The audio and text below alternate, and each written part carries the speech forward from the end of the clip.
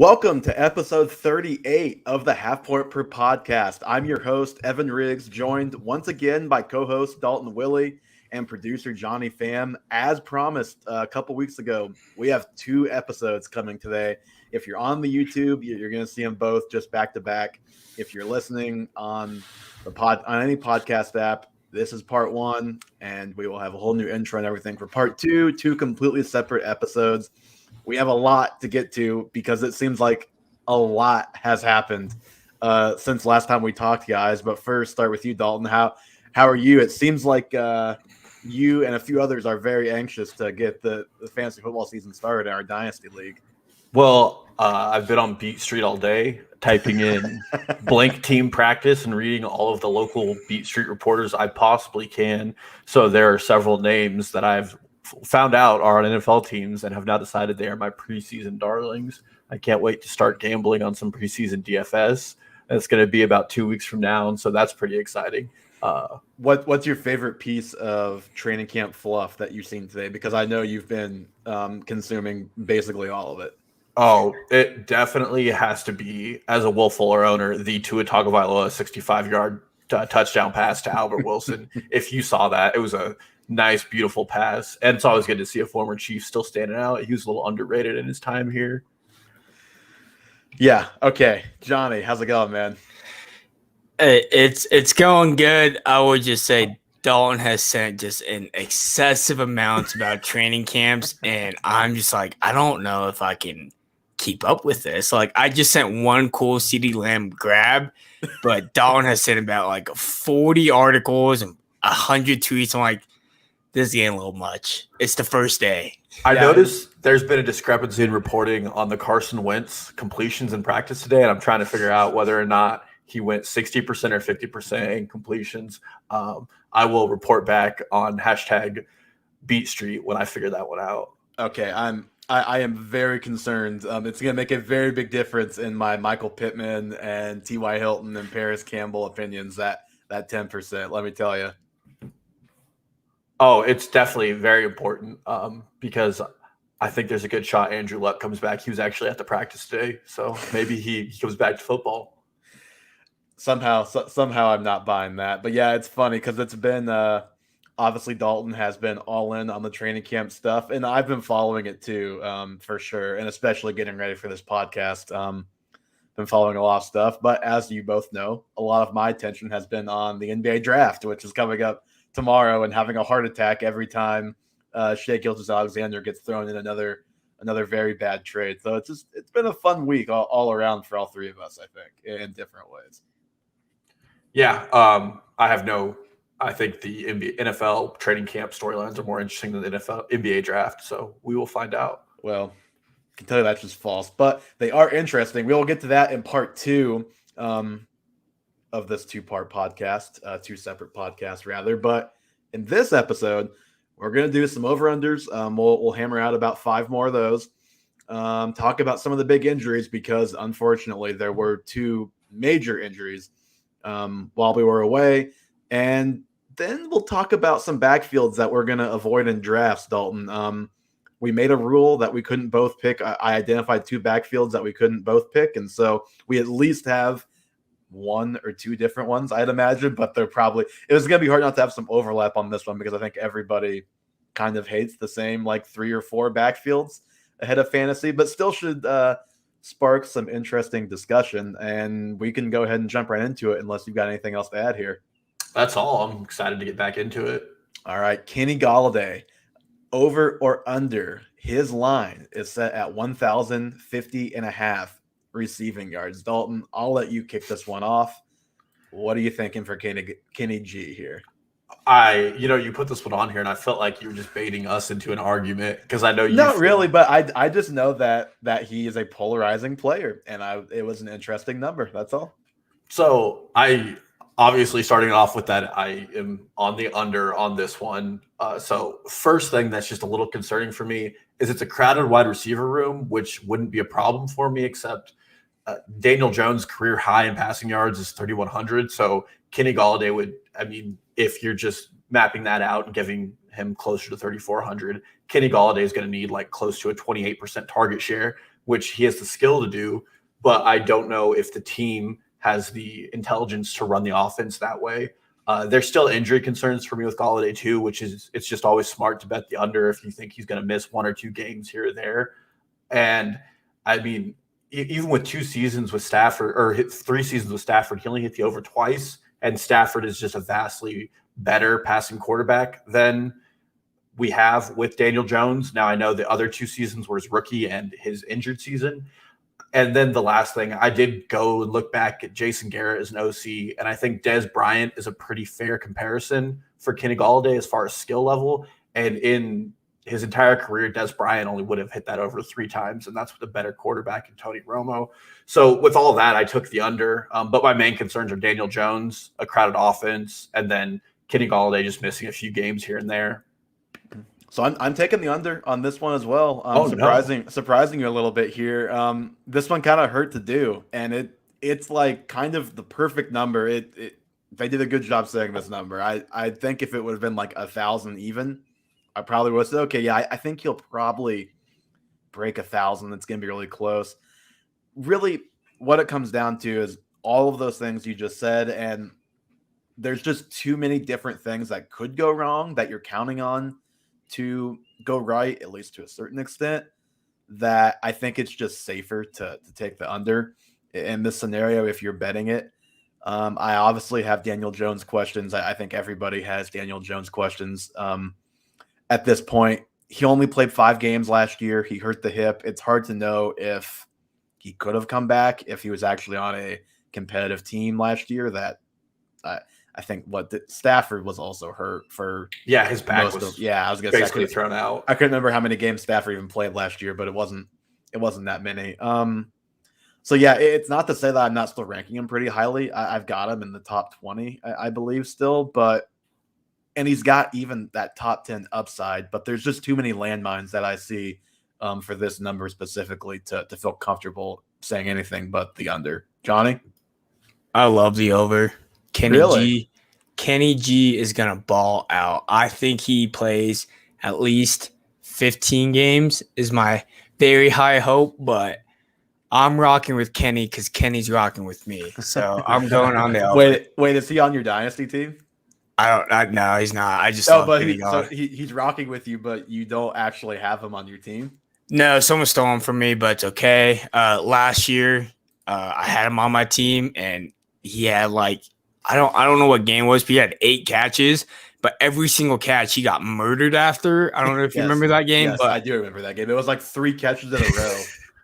It was so that's why I'm rocking with Kenny on the over.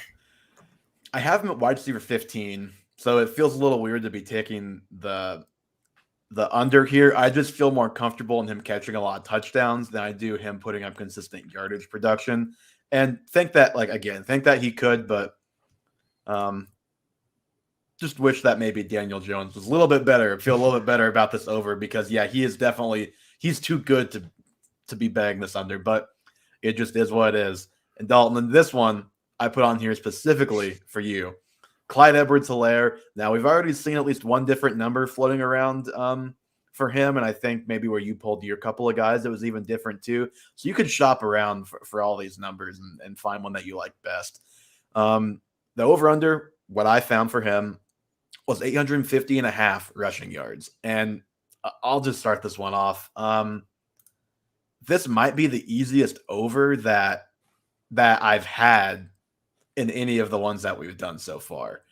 And just when you look back at last season, I know that's not the right way to do this, but it's hard not to in this case. You look back at last season, in 6 games before Le'Veon Bell gets there, he has 505 yards, and that's with 2 blow-up games, but also he can have those blow-up games at any time. In this offense, facing the lightest boxes in the league, there's going to be plenty of games where opponents just say, hey, Chiefs, we please run the ball. And there might be 1 or 2 of them, like there were in that first month and a half, where they're like, okay, we're going to beat you 26 to 10 or whatever it was against the Texans, 26-7, and we're going to give them the ball 26 times. That can happen a couple times this year.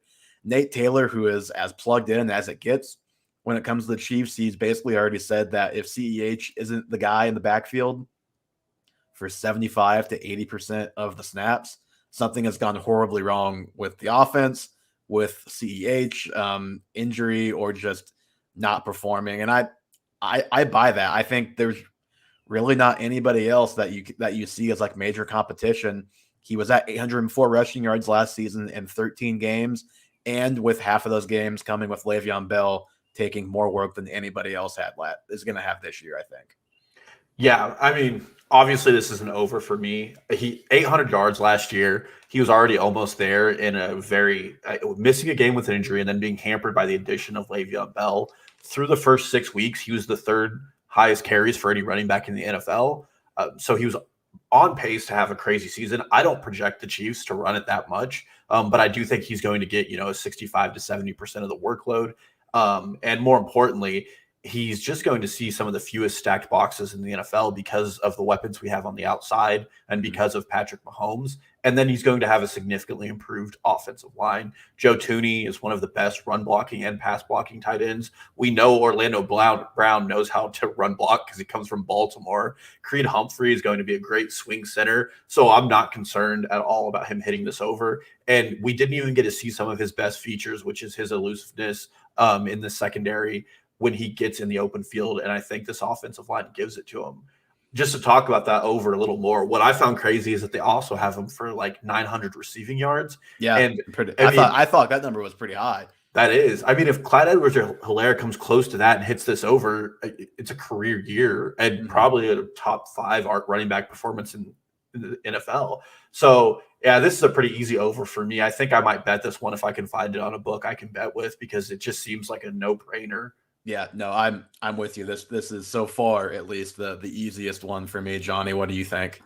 Oh, the over. I mean, you guys have already pointed out good points, so I think I actually may try and find this bet on FanDuel right now. So I'll be curious what his line actually is on FanDuel. If it's a little bit higher than this, even if it's a little bit higher, I still think I would take the pretty easy over. I will let you know shortly. All right, Tom Brady, over or under 4,225.5 passing yards.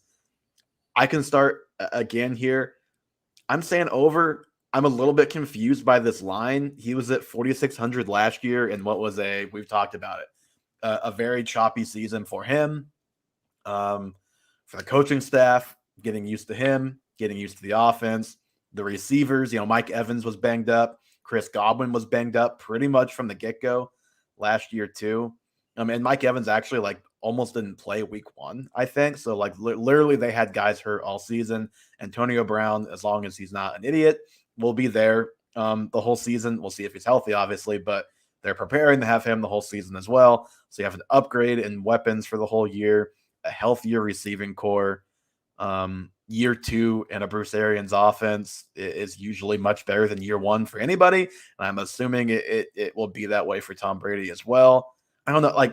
Are they hedging that they're going to be so good that they're going to be blowing teams out and not throwing as much? I really can't figure out this line, but I guess Dalton, what are you taking here? I mean, I'm with you. I took the over. I cannot wrap my head around an extra game. I mean, even if they don't play week 17, they don't play their starters. I went back and the first 10 games of last year were really the debacle games for the Bucs. They weren't that good. They were struggling. If you stat those out, Tom Brady was on pace for 4,382 yards. So he hits the over playing at what the worst we've probably seen him play in a long time. He has all the weapons. And even if you take, let's say, a Mike Evans or a Chris Godwin injury, they are so deep at receiving options that I don't see it hurting them. Yeah, Darden is a great rookie. Yep, and Scotty Miller, Tyler Johnson. Tyler Johnson had he didn't do much last year, but he had 3 flash plays where it was the smart guy take on Twitter, wow, this guy is really this guy. And then there's he will be, but throwing the ball to Gio Bernard instead of Leonard Fournette is just a plus. Anyways, it's more. I guarantee you, it's going to result in more yards. Yeah, that was the one thing they didn't have last year was a running back that could catch the ball. I mean, how many times did we see Leonard Fournette or Ronald Jones, bumble a pass out of the backfield. That's just not going to happen this year, I don't think. Yeah, between this and the Clyde Edwards-Helaire one, I think these are easy cash outs. And the only thing that can happen is Tom Brady gets injured, and he's got injured once in his career. So I'm not even worried about that. And he played last season on a bad knee, apparently. Yeah, apparently a torn MCL. Johnny, allegedly, we'll see. Do you have a line for CEH on FanDuel for us? No, because they only have the lines for like the top 4 running backs right now, just like Alvin Kamara, Zeke, Joe Mixon, Jonathan Taylor, Josh Jacobs. But I was looking at the Tom Brady line, and for some reason on FanDuel, it's over under 4,600. Wow, that's way higher. So this one's from Bet Props Online, so yeah, because it's like over under 4,600 and a half at like minus 112. I'm gonna go look at okay, Johnny. So you give your take on Brady. I'm gonna see if I can find that Brady line where I pulled my lines. I think if it's 4,200, I think Brady can hit the over. But if it's at 4,600, I think I'll take the under. I think he probably throws for like 44, 45. See, clearly you can do shopping on this line because I found 4,500 on the dot, 45 and a half. So I'm still taking the over on that too. I would say he's at the 46, 47 range personally. Man, wow, that is quite the variation in lines there. Corey Davis, 825 and a half is his over under for receiving yards this season. Dalton, you put the extremely talented Corey Davis on this list. I'll let you tell us why. Okay, well, let me first say he's hit the over twice in Tennessee. Yes. So I put this on here because I just don't feel like we talk enough about the Jets, and that somewhere there's probably a good reason for that. Somewhere within the Jets, there's going to be a fantasy somebody you can start weekly who's being undervalued right now. And Corey Davis definitely stands out as one of the players who could be. So you're saying outside of Michael Carter or whoever is the starting running back there? Yeah, I think there has to be a wide receiver there who I think is going to be a weekly option. But does there have to be though? Like I believe there will be is probably a better way to put it. Okay, yeah. There's a difference between you believe there will be and has to be, because there definitely doesn't have to be. There are teams where there are not anyway. Adam Gase is gone, so I think the passing will be better regardless. With that being said, I'm taking the under on this. With all the nice things I can say about Corey Davis, he was in a hyper-efficient offense that really benefited from the inverse of what we were talking about with Clyde Edwards-Helaire, where Derrick Henry was taking the majority of the attraction on the defense, and Corey Davis probably got a lot of single-man coverage. Additionally, I am getting more concerned that Zach Wilson is not showing up and they cannot agree on a contract. And he's not getting reps with his guys. And then the last thing here, I have no idea what the Jets are doing in their camp. They are running everybody with the ones and the twos and the ins and the outs. And I know the organization was an all-time dysfunction last year, but they look really dysfunctional now. My advice to you is to stop following who's running on the ones and twos so closely this early. I would give it a little bit more time and see kind of where we're at in like 2 weeks. In like 2 weeks, and kind of see a week or two and see where we're at. I have to find the little edge I can in following this closely. I need my football fix. I'm taking the under as well. There's just too much that can go wrong, from the team stinking to Zach Wilson stinking to Zach Wilson not playing, not starting right away because we don't know when he exactly is going to be there. Could be tomorrow, could be 2 weeks, could be 3 weeks. We don't really know at this point. And you even have guys like Elijah Moore and Jamison Crowder who could definitely end up being preferred targets because they're kind of both profile as always open guys and security blanket over the middle guys. I just don't think what Davis did last year is very repeatable either. You mentioned all the things with that offense, but just specifically with his season, I don't know what he finished last year. I don't have it in front of me. I could probably find it, but he finished highly enough that you would think, oh, he was like a solid starter all year, but like he had games with literally 0 yards. Then he'd have games with 120 yards, 2 touchdowns. Well, he only had 984 yards last year in what probably is a better offense than the Jets. So he was wide receiver 32 last year. And I guess what I'm saying here is the weekly upside, I don't think it exists like it did last year, and the downside is the same. So I'm taking the under. Johnny, what do you got? Even though we saw him live in person and he was very good, I think I'm going to take the under on this one as well. Oh, yeah. Corey Davis, a very big man, not the best. Wait, Dalton, you said under for Corey Davis or over? Absolutely the under. We're all under. I think we're all in lockstep besides Johnny on Tom Brady. No, Kitty G too. Oh, Kenny G. Oh, but he said over on the 42, whatever, which is the number that we use. So it's just Kenny that's different. Tyreek Hill, somehow I think we're probably all going to be the same here, but maybe not. Over under 1,350 and a half receiving yards. Johnny, I'll let you kick this one off. Oh, easy over. Easy over. I think that's an easy over. That's all I'm going to say. Respect my. I wrote over. Don't even think about it. Just bet it. There's probably a pretty good line of analysis that tells you the under is the better bet on this one when you include injuries and just the Chiefs being maybe a varied offense. But man, with Patrick Mahomes and the consolidated target share in this offense, it's really easy for me to draw a straight line. And I've talked about the offensive line improvements and what that will do for our deep ball. So yeah, again, offensive line, like you said, we've talked about it. He's basically been just under 140 targets in his two healthy seasons with Mahomes at quarterback. You could probably expect that this year as well because it's him and Kelsey are the clear 1A, 1B, depending on the week in that offense. I'm just not going to bet the under on a guy that talented getting that many targets from Patrick Mahomes. And then, of course, he would have gotten it last year probably if they actually played their guys in the last game. And if he is healthy this season, maybe they have to play a full 17. You do have the risk with this line, though. CEH too, but that one is you have more of a cushion there. I think you do run the risk of home field losing this in the last week of the season, which would probably be the one thing that makes me a little bit less confident if they're not starting their guys the last week. But you get the extra game, so I'm still taking the over. Yeah, and I mean, at the end of the day, we've talked about it a little bit, but if the Chiefs really go on a revenge 17-0 tour, I mean, and they play all 17 games, it's a pretty good hit there. Mm-hmm. No, absolutely. Right. If you bet on Tyreek Hill to lead the league in receiving yards, he's plus 1,200. Who's the top? That seems really low. Hopkins at plus 750 is the highest. And then Diggs at plus 800, then Ridley at plus 1,000. I actually really like those Hill odds. Kelsey's actually right below Hill at plus 1,300.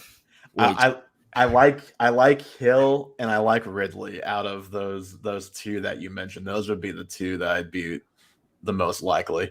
I'm a little surprised Hopkins is that high, considering his passing offense isn't necessarily the best. I mean, I guess he just has such a large target share, and he's gonna have it again this season. He doesn't have even Ridley has Pitts. Diggs has at least more formidable Sanders weapons, I guess. Man, I don't know. It's not like Buffalo has that much better. What about, out of curiosity, if you still in front of you, how far is Devontae Adams? Or is he just off right now because of the Rodgers news? I wouldn't surprise me if it's not updated and he's still off the board. All right. While Johnny looks that up, we're on to injuries, a much less fun topic to talk about. And obviously the first one that kind of rocked the fantasy world last week was Cam Akers.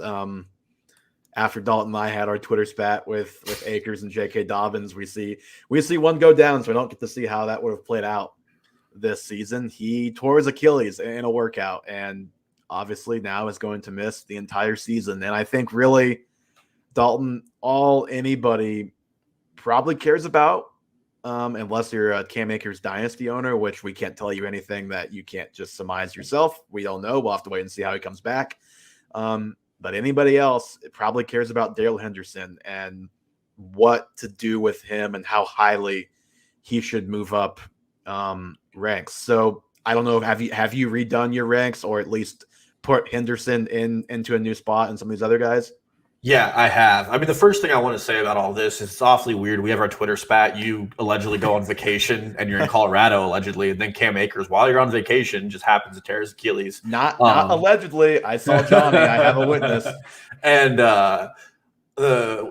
just as a dynasty perspective, real quick, if I'm a dynasty owner, I'm watching Marlon Mack this season really closely because the list of players to come back from an Achilles injury who are running backs is next to zero. I think Deontay Foreman probably has played the most games, and he's not a success story by any means. It ruined what was left of Arian Foster's career. It's not a good injury for running backs. So I would watch Marlon Mack pretty closely. As far as my rankings, I moved Darrell Henderson right ahead of my boy Myles Gaskin to RB 14. Wow, I kind of like him up there because I still think that Darrell Henderson has high draft capital. First of all, he's a third round pick, and they just don't have anything behind him.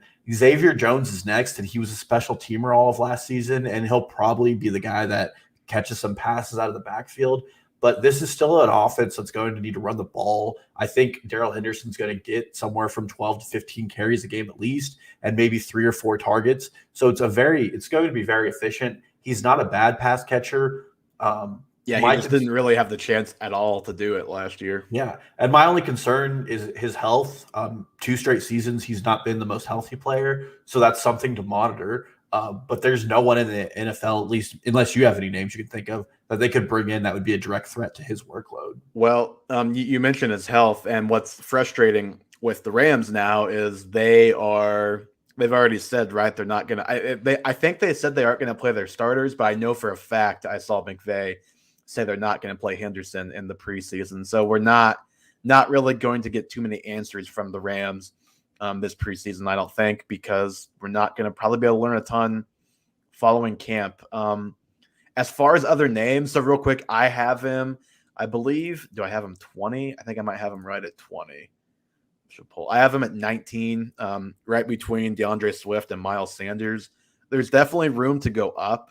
I have him at 19, basically with the idea that I still think they're going to add somebody.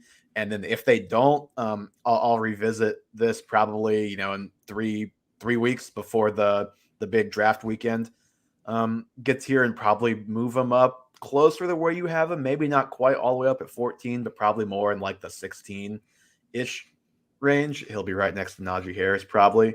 I think Carlos Hyde is a guy that makes sense for them to go get if Urban Meyer is able to part with his boy, an Ohio State legend. Melvin Gordon was another one. I was disappointed when I heard Evan Silva had said that, because that was an original thought that I had all on my own, and then saw that he said it. And it's not that like there's been any indication that would happen, but it could be a situation where the Broncos are either ready to cut him or the Rams come in or like, hey, we'll give you, this terrible draft pick for him so we can make sure we get him. And he's not out on waivers, that kind of thing, because I do still think Melvin Gordon can help. And if he went there, I don't know what I would do. That'd be a frustrating situation fantasy wise. I don't know how I would sort out those two, especially since we're not going to see it in the preseason. But I'm with you. I think that Henderson is a good player. I mean, I don't think anybody actually agreed with the advanced stuff, but there were times last season where it was like Henderson, I think maybe PFF had him as like a top 5 back in the league last season, where it was kind of like, I don't know if I buy that. He is playing well. He was like a fringe RB1, I believe RB15 through week 10. And then he kind of gets banged up and decide like it's the Cam Akers show now. So I do think he's a capable player who can be a top 20 back. I just right now I'm ranking it as if somebody is coming in, and then we'll reevaluate when we get to that point, if we do. Yeah, and that makes sense because we know Les Snead, the GM for the Rams, has no issue trading draft picks for players. And he'll certainly go out if anybody becomes available. And there are guys to watch who are probably on the roster bubble. Like you mentioned, one of them might be Melvin Gordon, and there are players elsewhere that, if they become available, maybe they go after him. I mean, obviously we just saw it with Leonard Fournette last year. We can see that, whether it's Melvin Gordon or somebody else we don't expect, we could definitely see that play out again. Thankfully, Todd Gurley is off the list, apparently. Oh, really? So, yeah, Sean McVay came out and said they don't see them going after Todd Gurley at this time. So that's probably a good thing. You would think that if anybody in the NFL knows Todd Gurley and his knees, it would be that team. So that makes sense to me. And for anybody getting cute, just so you know, because you probably haven't done a lot of research, their third string back, Jake Funk, he tore both of his ACLs in college. So I know there's some people who were hyping him up because he has really good athletic metrics. He also is coming off of the double torn ACL. So I wouldn't get too excited. Is that why you add him in Dynasty and then dropped him like a day later? You found that out? Well, actually, that was Xavier Jones. I can't keep track of which Rams backup is which at this point. Yeah, but no, I wouldn't even speculatively add Jake Funk at this point unless you want to change your name to something cool. Michael Thomas. So another very frustrating case, probably more so than Cam Akers because that's just dumb luck. Michael Thomas sounds like they were trying to avoid surgery at all costs. Didn't happen, so didn't have surgery as early as we would have hoped.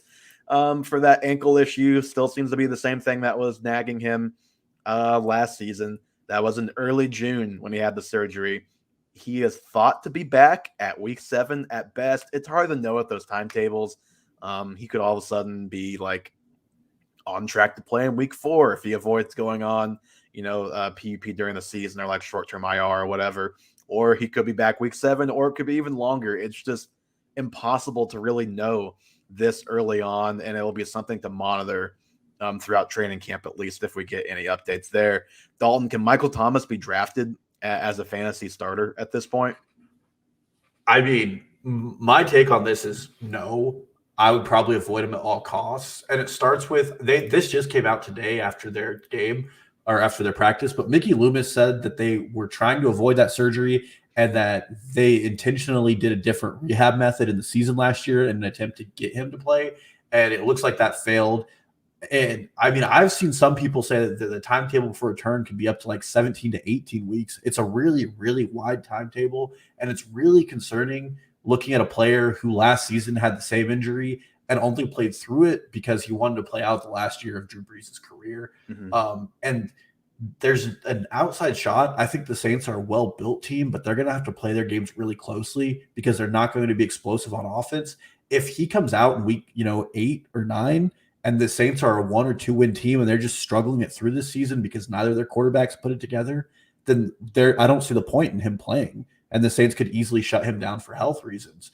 If it's a lost season for New Orleans in a post-Breeze era, then you're going to draft a guy who is next to without value.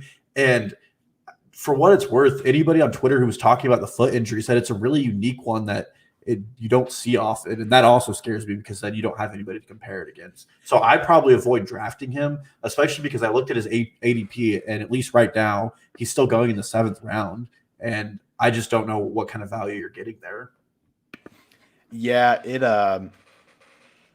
it's hard to know. That ADP may still be falling, just because the injury just happened, right? But I have him down at wide receiver 40, which that's not drafting him as a starter. That's right outside at this point. If he comes back earlier than that kind of worst case scenario, or even kind of like the average timetable that we've seen, that it's going to be a steal if you get him there in your drafts. But you mentioned it. There is just a lot.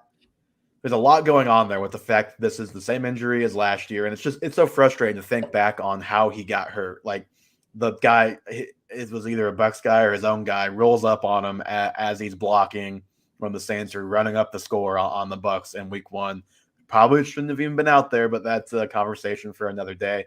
But it's unfortunate that we've got to this point now where it's going to cost him perhaps even half of this season. And if this were a brand new injury, then people would probably feel differently about being willing to take the risk. But yeah, it's just tough.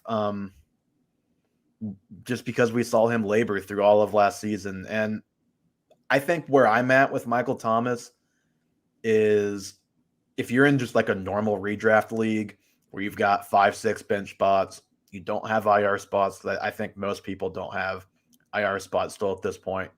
I'm probably just not, even at that rank, I'm probably still not drafting him there. If you're in a league with an IR spot or you have deep benches, then you can be more aggressive with them and take them maybe 10 spots higher.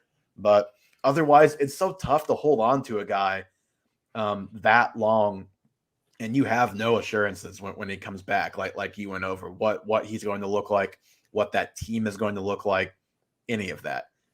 And the worst thing in redraft is there's just so much randomness when it comes to injury that if you lose a couple more guys, I mean, a 7th round pick still gets you a starting wide receiver in most cases. And I just don't see Michael Thomas coming back at full health and doing it. And then you still have questions about who his quarterback is and what that looks like. Yeah. And like I said, if you're in redraft and you've got the short benches, the waivers, especially those first like 3 or 4 weeks, are really important in a lot of cases. And it's really tough to, like, you have a guy that you straight up cannot drop. What do you do with him? You can't drop him. You're gonna have to make tough roster decisions. It's gonna be something that just weighs you down every time you think about it, every time you log on and look at your team on whatever app you play.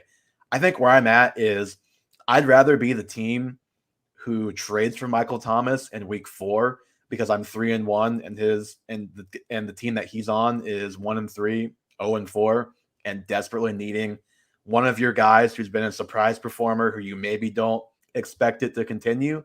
That sort of trade, I think I'd be much more willing to do that than to draft him, I think is where I'm at.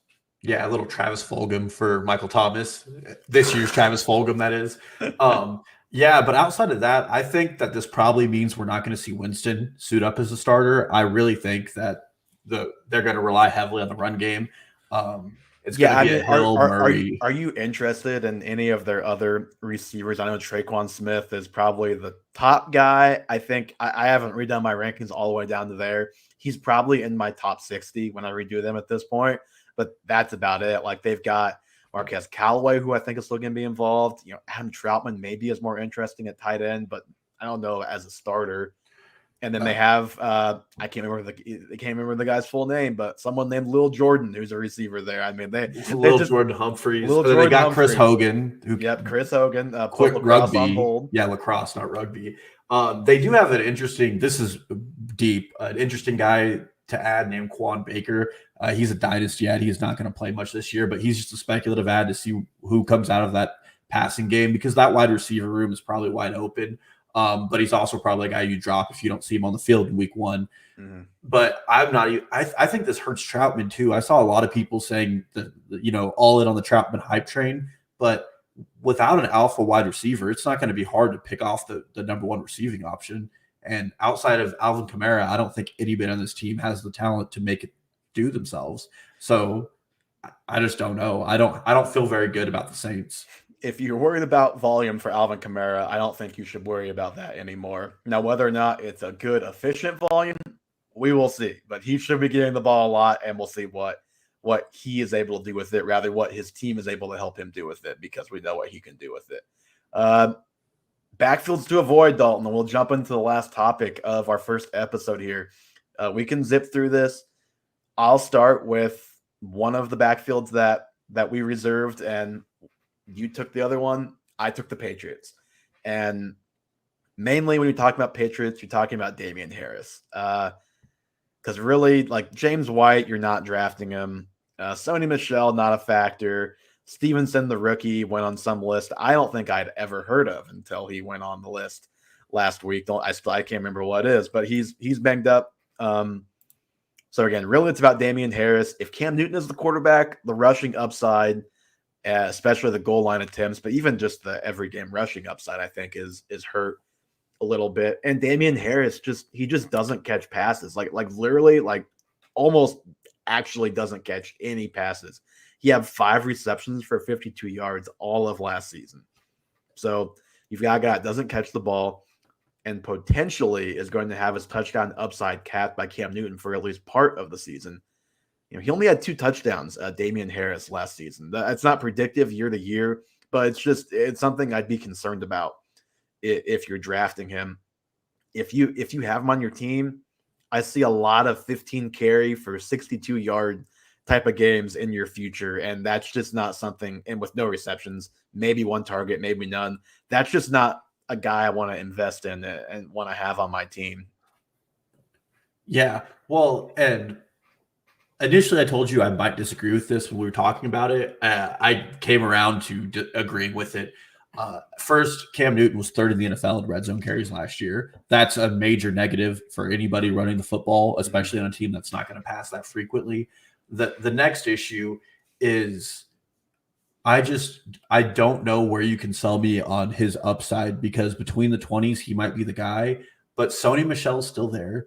Mm-hmm. And Sony Michel's still going to factor in and out of that offense. And we have people who are treating the Patriots like they still have Tom Brady, and that there's still value to be found in the running back room because Tom Brady elevates the offense. And that's just not the case. We now have the very annoying Bill Belichick factoring running backs in and out of the offense as frequently as he can.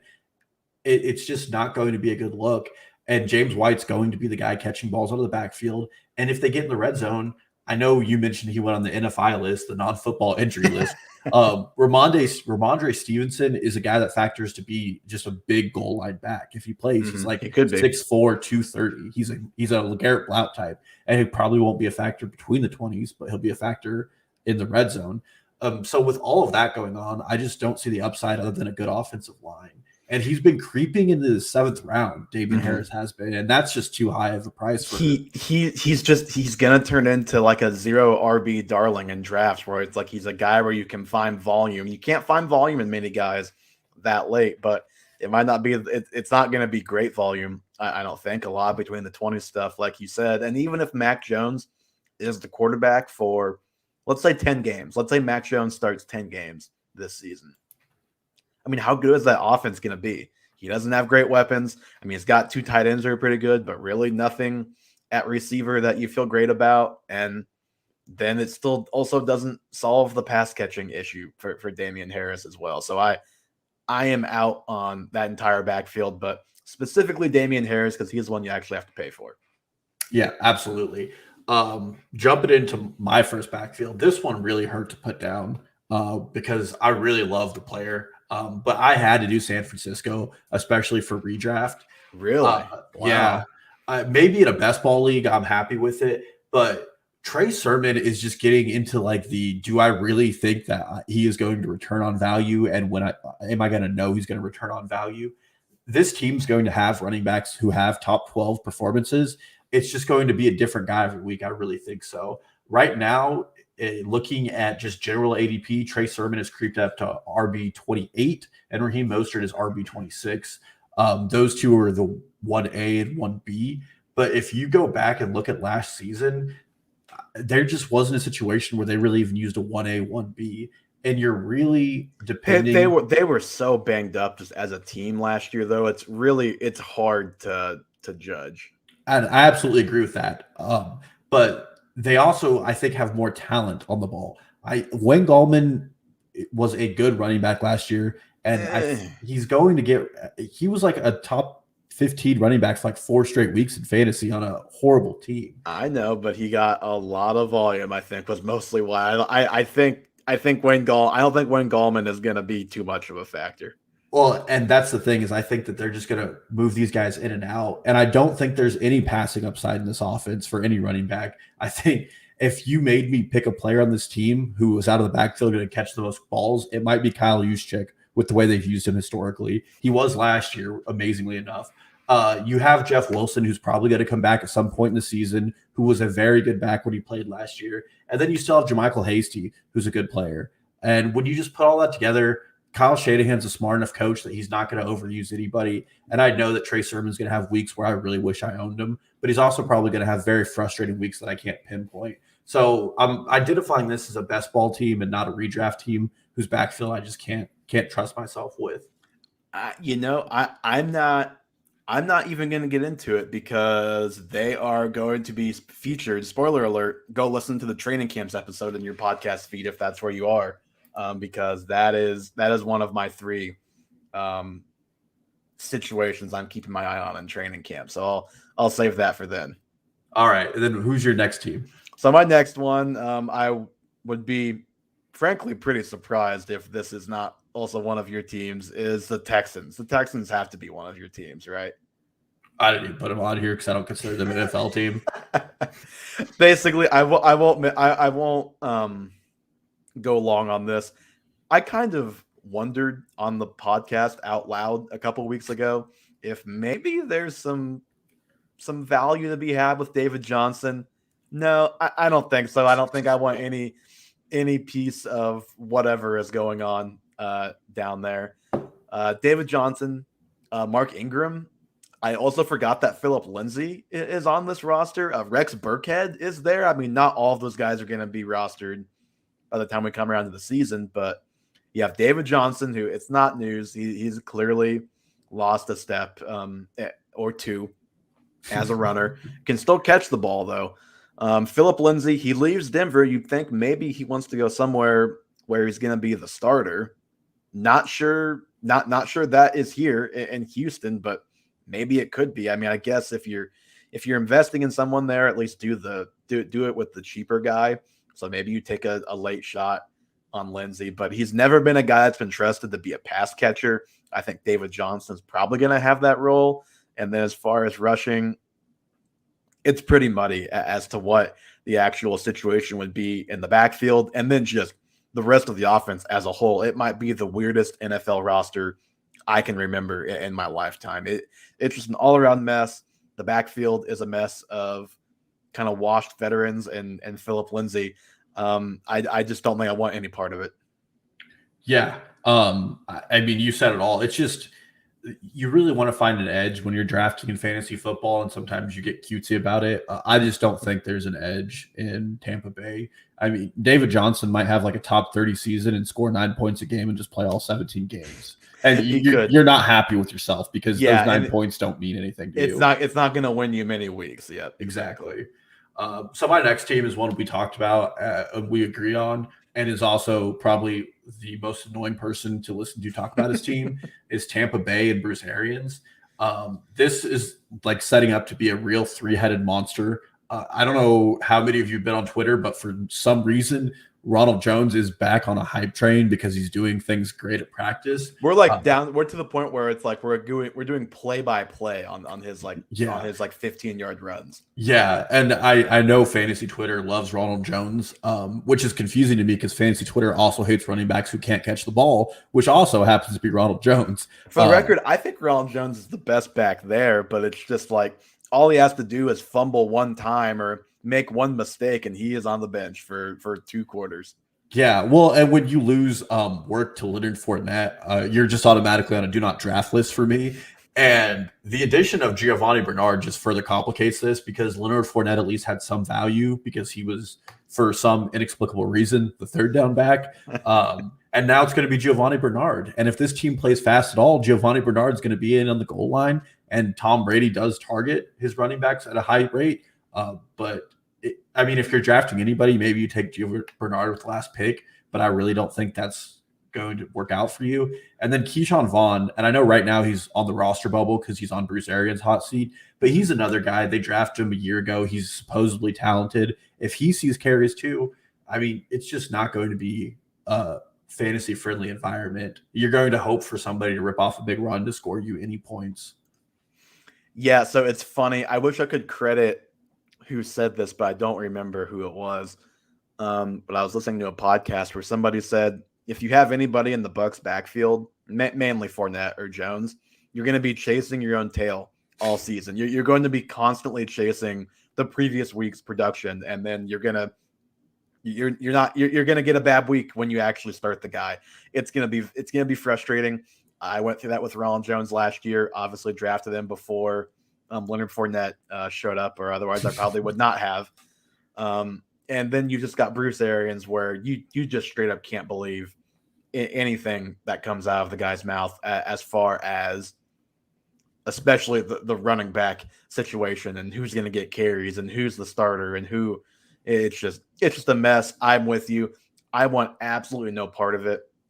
Another team, another coach that we've both come to know and love in the NFL, Urban Meyer and the Jacksonville Jaguars. I want no part of this backfield, which sucks because in a vacuum, like you should want Robinson, you should want Travis Etienne. But, one produced last year. One is a very fun and talented rookie that could produce this year. But Urban is probably already one of my least favorite coaches. Everything he says rings off the BS alarm bells. Like, okay, Travis Etienne is like lining up with the receivers every day. I guess, like, oh, I don't think I believe you, but okay. I don't know. I guess if Etienne is like all of a sudden taking a majority of the first team reps in training camp, maybe my mind changes, but I don't see that happening. I think this is going to be a messy situation for all or a lot of the season where James Robinson is very involved. Carlos Hyde could even have a role here and there, which you would just prefer that be all Robinson. But unless Hyde is shipped out of town or cut or whatever, I think he's going to get a couple of annoying carries a game, probably, maybe even like inside the 5 type of carries at times. And Etienne is a guy that you really have to draft aggressively. And I have him ranked pretty aggressively too, but that's more of like a season long thing as opposed to like even though I like him season long, I would feel like crap if I drafted him because it's like, it's going to be a struggle for probably 10 games and you're probably going to miss the playoffs because you drafted him in the 4th or 5th round. So like Michael Thomas, he's a guy that maybe I'm looking to swoop in and trade for midway through the season, depending on how things are going, what his value's at. But I'm not spending on this backfield in drafts in almost any situation. No, and I mean, you said it all, especially with Urban Meyer. We really just don't know. We are kind of trying to prognosticate his tendencies from what he did at Ohio State. Like he's going to use a Cordarrelle Patterson-esque role for one of his backs. We don't know if that's the case. And if Etienne's going to get that, even then, it is still a very talented wide receiver room that's going to command targets. Well, and the other thing with Etienne that we talked about pre-draft, and maybe even on the draft show, was like, he's not a very good between the tackles guy right now. I think he's got a lot of talent to do other things, but as a between the tackles running back, he's got a lot of work to still do himself as a player. Yeah, well, and at Clemson, they run the gap concept, which just doesn't translate well to the NFL. Another guy that ran a gap concept in college and was really good was Miles Sanders, and his production really comes from the passing game too. And he's had some trouble adjusting, as you've pointed out before, to being an effective runner in the NFL. And if Etienne can't run effectively, we know James Robinson can.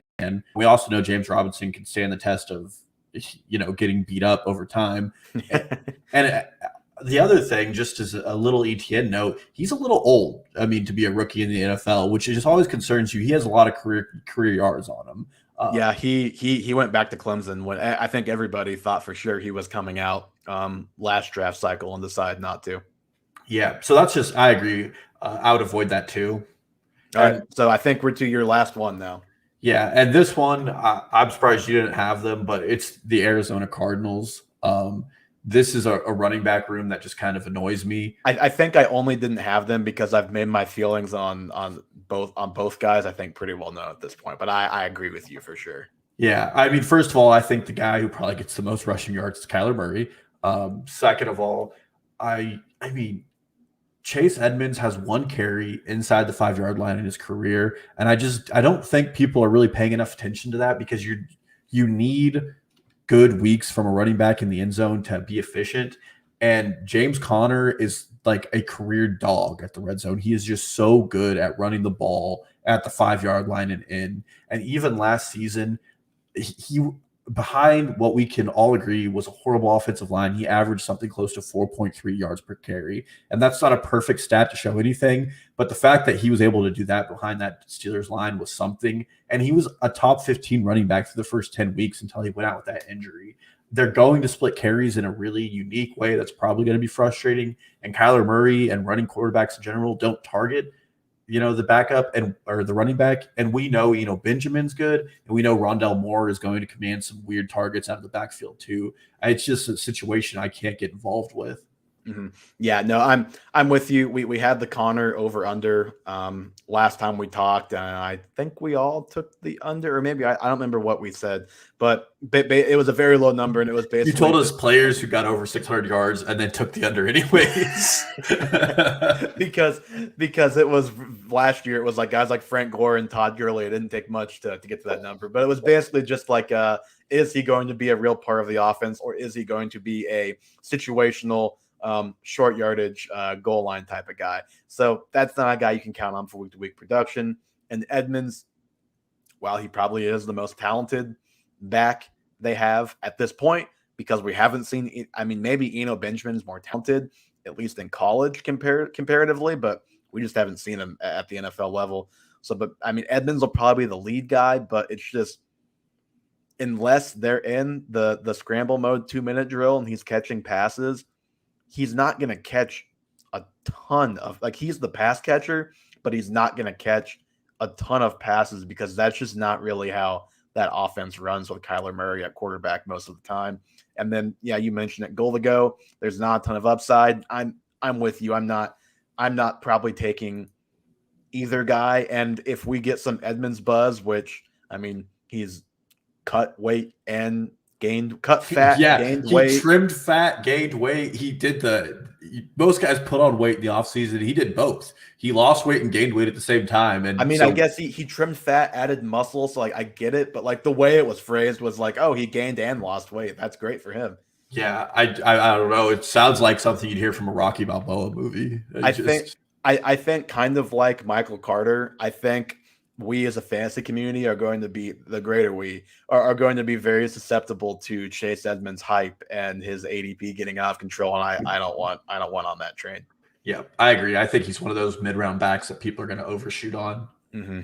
With you there. And that is going to do it for episode 38 of the Half Point Per Podcast. If you are on YouTube, we're just going to have an awkward pause and start the next episode. If you're on the podcast app, just flip over to that next episode, and there'll be episode 39 coming your way. In the meantime, follow us on Twitter at halfpointperpod, the newsletter halfpointperpod.substack.com, the YouTube channel, TikTok, Instagram, all of that stuff is in the show notes, and we will talk to you guys very soon.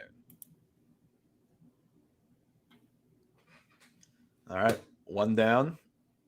Johnny, do you want to just keep it all in the same audio file and then clip it in half later?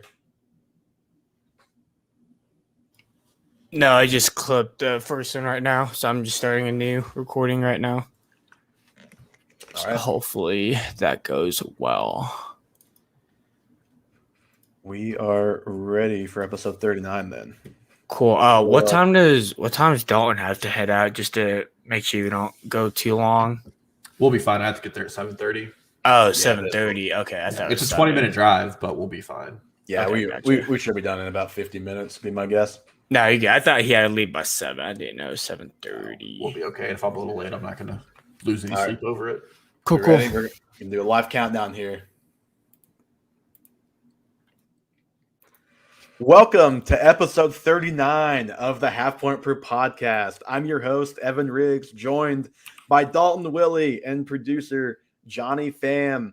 Go back and listen to episode 38 if you have not. That is the first episode of the 2-part week to make up for the missed week last week. And we've got a lot of noteworthy headlines coming out the last couple of days that we're going to run through in this episode. And then we're going to talk about some training camp stories, Dalton, that we have each identified that people should care about and be following these next couple of weeks, because let's face it, there's, as we talked about in the last episode, a lot out there. It can become very easy to be overwhelmed by the amount of information you're getting if you have alerts turned on for like Sleeper, or if you're following NBC Sports Edge or whatever the case may be. I think my favorite one so far is the Jonnu Smith says he wasn't expecting Mac Jones to have as much swagger as he does. So there's a lot out there. We're going to tell you what you as a smart fantasy football player should follow. Should be a fun show.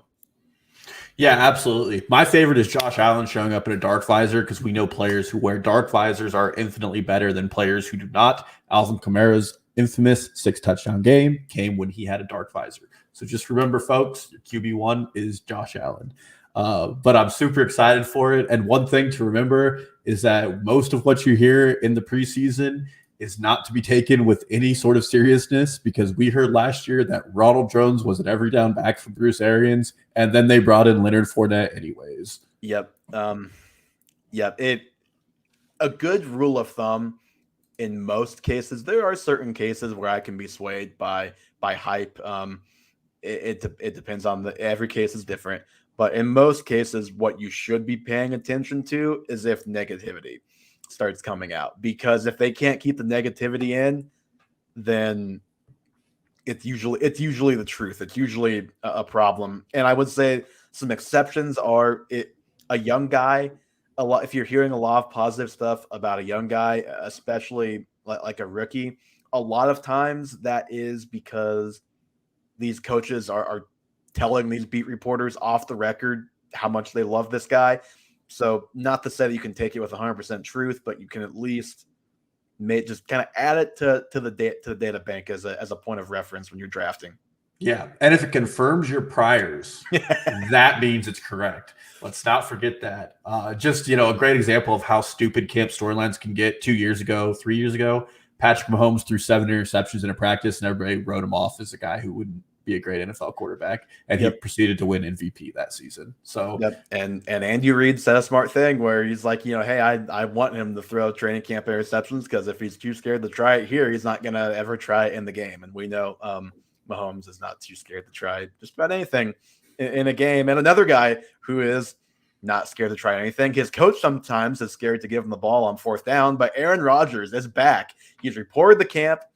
Dalton, this obviously has to affect the ranking of almost every Green Bay Packer. We'll start with the man himself, Aaron Rodgers. Where was he before, if you remember, and where is he now in your ranks? So I infamously decided not to rank him and Watson because it makes this easier for me. That's so right. He is now my QB8. My big concern, actually, I have multiple concerns with Aaron Rodgers. First, he posted an absurd 9.1% touchdown rate, which really bolstered his fantasy outcome. Secondly, David Bakhtiari, an all-pro left tackle, is not starting the season healthy. He tore his ACL. So their offensive line has a question mark there. And they let the all-pro center, Corey Linsley, go in free agency. So just to sustain that touchdown rate, Aaron Rodgers is going to be missing 2 very important pieces. I still think he'll have good weeks, but I'd rather have a guy who can move around and rush the ball in an offense, or somebody with more weapons. This is a very concentrated offense as well. And last but not least, if you watch this press conference today, I still have some concerns that halfway through the season, Aaron Rodgers is going to be like, you know what? I hate this team. I'm done. I'm just going to walk out on it, because I really just, he could get fed up very quickly if they don't do what he wants. And when it came down to him demanding Randall Cobb and Jake Kumaro, it just seems like the pettiest disagreements he's willing to get upset over. So I'm still concerned about him just leaving the team high and dry if he doesn't like the way his season's going 8 games in, or a Trent Williams situation where he goes somewhere else and gets a medical opinion that disqualifies him from playing. That seems very mischievous. I would bet pretty strongly against that, because I think with him in the fold, and if Adams and Jones and guys on defense are healthy, like, that's a Super Bowl contender. I don't think you lead, like, if you're on the now Washington football team, who was very bad at that point, it's a little easier to walk away from than a Packers team that is almost assuredly going to be at least a playoff team and could definitely be more. And he is obviously not exactly getting any younger, doesn't have a million years left to go win a Super Bowl. And I know he really wants that second Super Bowl. And I think that's really what is driving a lot of what's happened in the offseason. So I have him at 6. It's where I've had him this whole time. I basically said I think he's going to report at some point, whether or not it's there or it gets traded. I didn't buy that he wasn't going to play football this season. I might consider moving him up now that he's actually there, but I don't know. I get the touchdown regression stuff. He's just the level of player where I kind of throw that stuff out the window a little bit. Like, he's just so good. He could easily do the same thing again this year and have an MVP type of season. The odds are he probably won't, but I'm not ranking him like that either. I've got him at 6. He might go to 5 and flip with Russell Wilson, but it's not too much difference. I guess the only major difference probably between us is I have him ahead of Dak Prescott. I'm sure you do not. Yeah, and I would say as far as range of outcomes go, I'd probably feel more comfortable with Dak Prescott posting a better QB1 season than Aaron Rodgers at this point. I don't know. Did Rodgers have a better season last year than Dak has ever had in his career? Probably. Well, I think Dak still is the best yet to come. I really believe behind that offensive line with his weapons, he has a pretty good situation in front of him. And I just think Aaron Rodgers, I mean, the team didn't get any better, so we saw the best he can get, which was really good. But, I mean, the best touchdown rate of his career came last year, and it's just really hard to repeat those kind of things. Yeah, but he could also very easily. I mean, they ran the ball by today's NFL standards a ton compared to other teams. So maybe maybe they run the ball a little bit less, and he gets a little more volume. It's hard to say, but I'm just betting on the Hall of Famer and MVP and Super Bowl champ and all that jazz. Who else was there? Oh yeah, we've got Odell Beckham Jr. Not a whole lot to talk about here. Just thought was worth pointing out. He's not going on the PUP, which is just good news. It would not have been surprising at all if he reported the camp and it was still, he was still a little ways away from being 100%. We haven't heard like best shape of his life, like looking great out there, like that type of stuff yet, but he's at least not on the PUP. I think that's a good first step for Odell as he heads into the season. Yeah, I thought it was a funny quote where he said he feels great, but he's also like not practicing. It's like, well, if you really feel great, you'd be on the field. I mean, I'm notoriously high on him this season. I think I have him at 24. It is very good news that he's not on the PUP. I mean, you have guys like Amari Cooper who landed on it. So him not being there just means at least we know he's going to be seeing some practice time. Still, his health is something to monitor, and I'd be okay with him being on the PUP for a little while just for reasons of him not practicing. But it's a lot to be hopeful about that he could put a healthy season together and that Browns offense could look good. Hey, it would just be nice for him to enter the season healthy. He's gotten hurt, obviously, each of these last, 3-4 seasons, but he's been banged up like in training camp, or like he had the year in preseason where he sprained his ankle, and then, of course, like week 3 or 4, he shattered his ankle and into the season. So he's had various bruises, minor injuries in training camp or in preseason. Good first step here. Hopefully he can stay healthy and start the season healthy, and we can see a good season from Odell, because he definitely has the talent and maybe finally a decent situation, but we'll see. Curtis Samuel, this one was a little bit of a surprise to me. I'll have to admit I'm not following the Curtis Samuel happenings too closely on a day in, day out basis, but I guess he had felt like twinge in his groin a while back, and it not improved to the point of where they would have hoped. So he's on the PUP. That's great for us Dimey Brown truthers, I guess, but hopefully Curtis Samuel can get back and get healthy. I guess the one thing he has going for him is he's got familiarity with the coach, but you'd like him to get familiarity with the players there as well. So not a great start to his football team tenure. Yeah, and I mean, that's about all I have on this. He knows Riviera probably close to what the offense runs like, which is good for him. I will say another guy, if this becomes some endemic injury to Curtis Samuel, last season, a lot of people liked Antonio Golden Dandy, or however you say his name.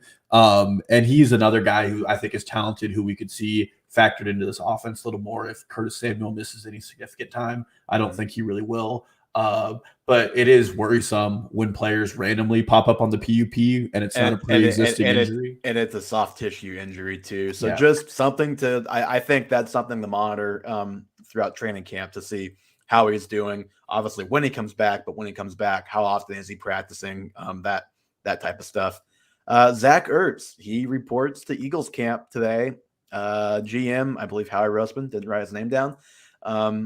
Says that he expects Ertz to be on the roster when the season starts, which is just very bad news for all of us because we want Zach Ertz to get traded somewhere like Buffalo or anywhere else where he could be the clear top tight end and be a startable tight end. And we want Dallas Goedert to be the clear tight end in Philly. So just bad news all the way around. Dalton, did you make any adjustments to your ranks of these two guys, or did you kind of have them already ranked with this fear in mind?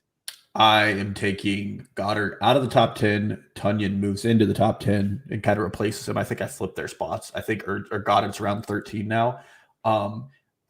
My other issue here is I just think the offense isn't going to pass a lot if Jalen Hurts is the QB. What's really funny is if everybody remembers about a week ago, there was a beat reporter for the Eagles who said there's a 90% chance that they trade for Deshaun Watson. That same reporter about 8 months ago wrote an article saying Zach Ertz trade deal imminent. So just another one of those. I feel like I've seen that he will be traded to Buffalo like 8 different times in the last like 6 months. So just another one of those things when we talk about training camp and storylines in general, you want to be a little careful of putting all of your eggs in that bucket because I'm sure there are people out there who really bought into Dallas Goedert this offseason with the anticipation and expectation of Ertz moving, and he does hurt Goddard's value. I was one of those people. I had Goddard at 6 and Ertz at 9. They are both now 12 and 13. Don't know what to do with them.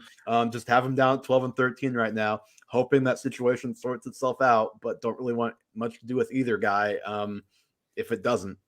Yeah, I mean, the only person this might help is Jalen Hurts, but I don't think it even is a significant enough factor for you to really change where you rank him. Mm-hmm.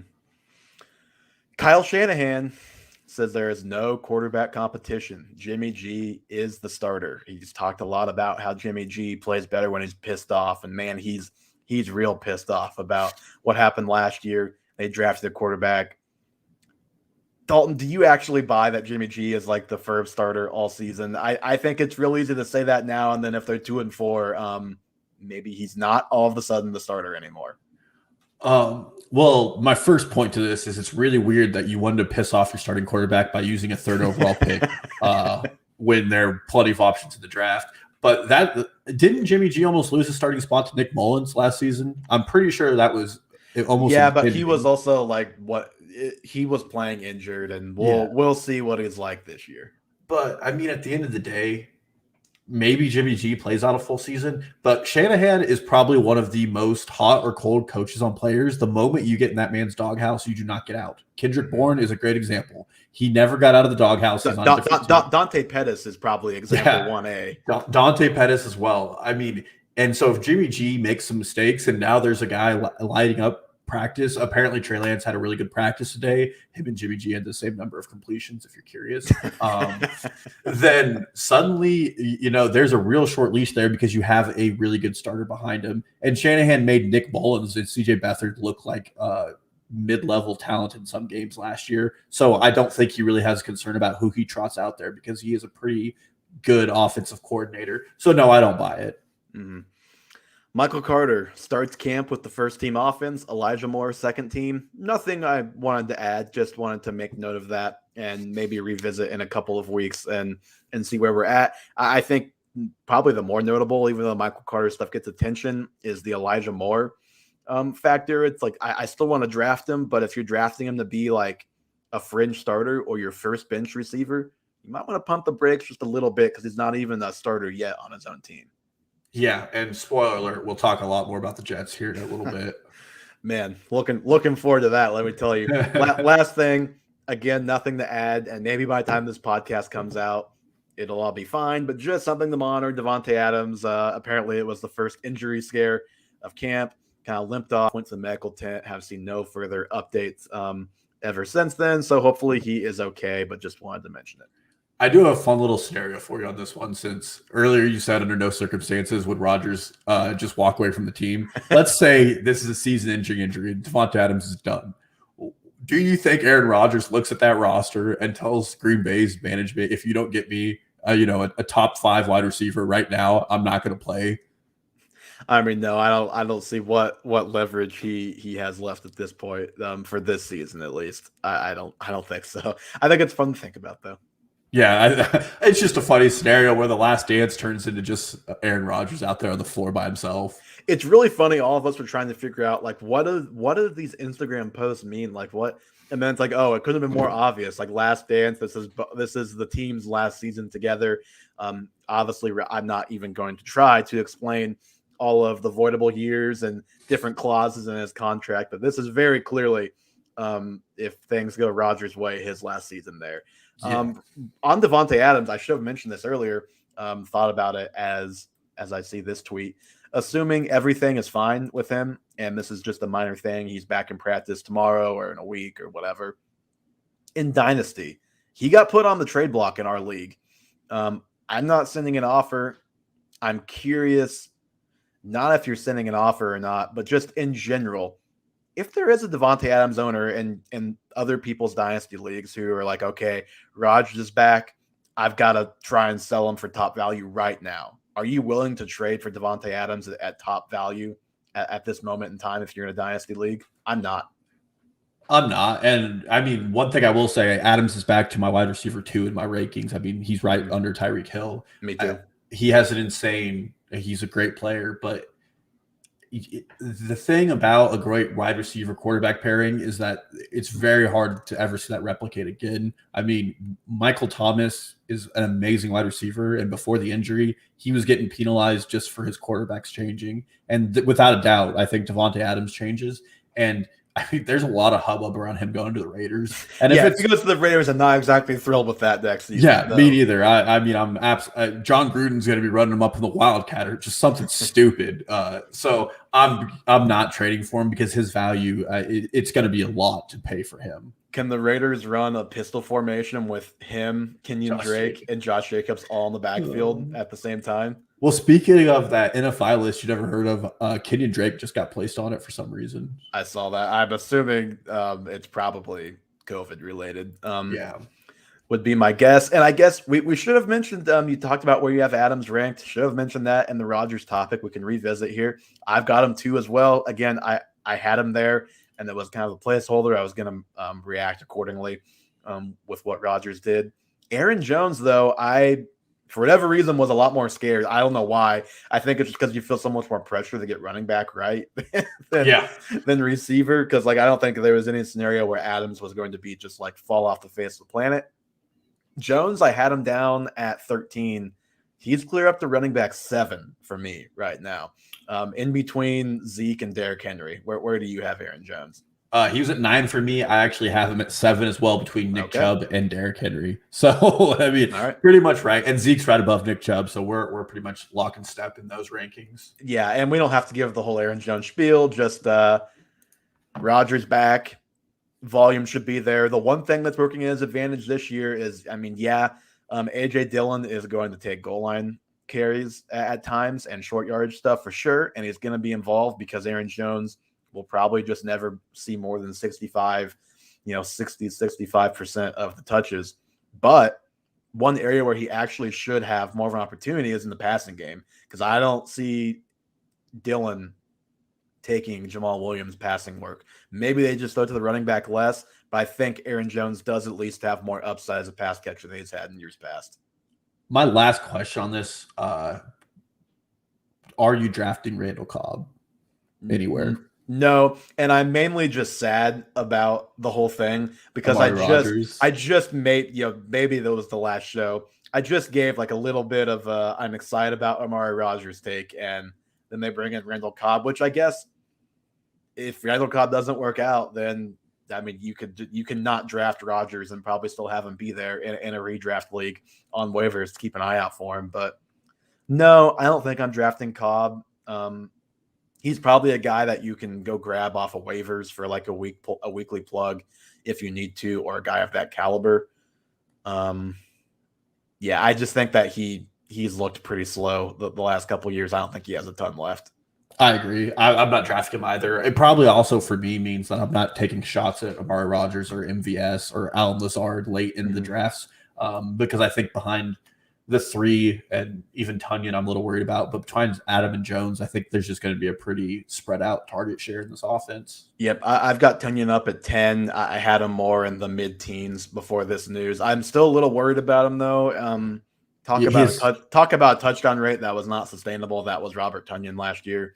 Could he just always be a high touchdown guy with Rodgers and Green Bay? He definitely could, but like some of the things that were happening last year, there's just no shot they're happening again this year. So don't draft him and be like a top 6 level tight end would be my advice on Tunyon. Don't go crazy on him just because Rodgers is back. Yeah, I agree.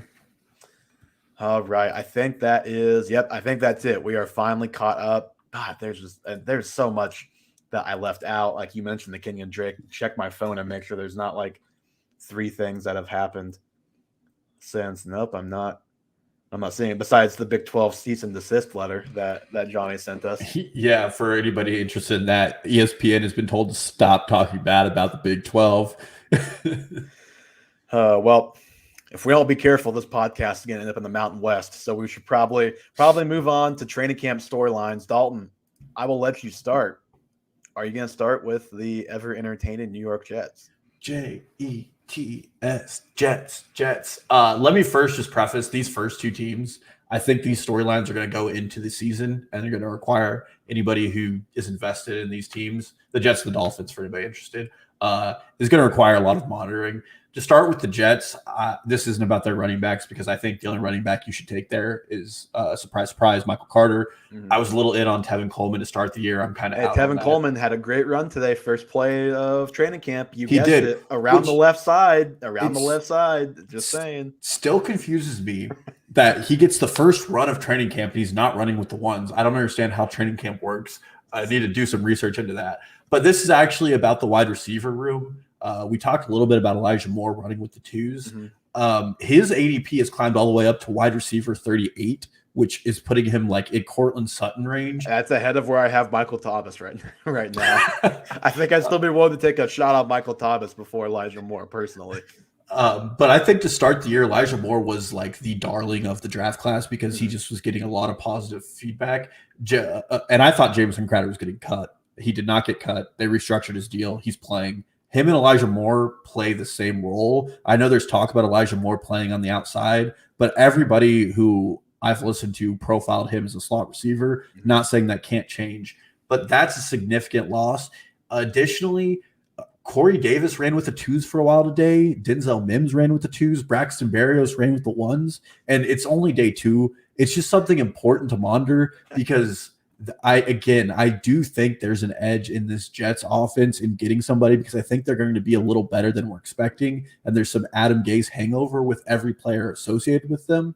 And that there's going to be some weekly starters that you're going to want to hit on. Secondly, because has to be news for whatever reason, I would very closely monitor whether or not Zach Wilson is going to play for them because they're bringing in veterans, Sean Mannion and someone else in this week because they're so concerned about the Zach Wilson situation. He said he's not budging, and I'm not going to get on Narrative Street, but if you are on social media and follow his parents, you would know that this family's a little intransient with their opinions. So I would be worried. This could be an Eli Manning Chargers situation where he yells for a trade, and he won't play till he gets traded. That's obviously like a worst case scenario. But if Zach Wilson is not playing, do not draft anybody on this team because their 2 backups have never played in the NFL and have a less than stellar pedigree compared to Zach Wilson. Any thoughts on that? Well, I was going to ask you, so what could come out of Jets training camp, or what could we see in preseason games that would make you feel good about any specific receiver or receivers as someone that you want to target in your fantasy draft? Well, and the thing is, first I'll say most of these receivers are so free, you get them in like the 10th round on up, which I think that someone here is going to have like a 700-yard, 5 TD season, and that's going to be enough to return value on that. First, my concern is I want to know who's running out of the slot. And if it's a split between Jamison Crowder and Elijah Moore, I'm probably avoiding those 2. And then One player I'm really interested in who I don't think is getting talked about a lot is Keelan Cole.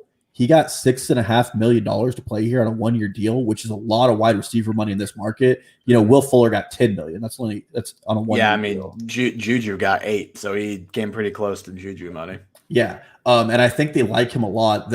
Before this, there were beat reporters talking about Keelan Cole even playing out of the slot. And if you have this weird 3-man rotation, none of those guys are draftable. And I think that helps consolidate because of QB familiarity, targets to the outside guys. And it doesn't look like it's going to be Mims. So then I think Corey Davis becomes a really good option because he was so successful and efficient in Tennessee that he could be a really stellar, flex option or a lower wide receiver 3 that has weekly upside because the defense in the Jets is still far from perfect. So that's what I'm watching for is who does that and who kind of comes out at top. Because if there's one guy who takes the slot position down, I think that's the most value.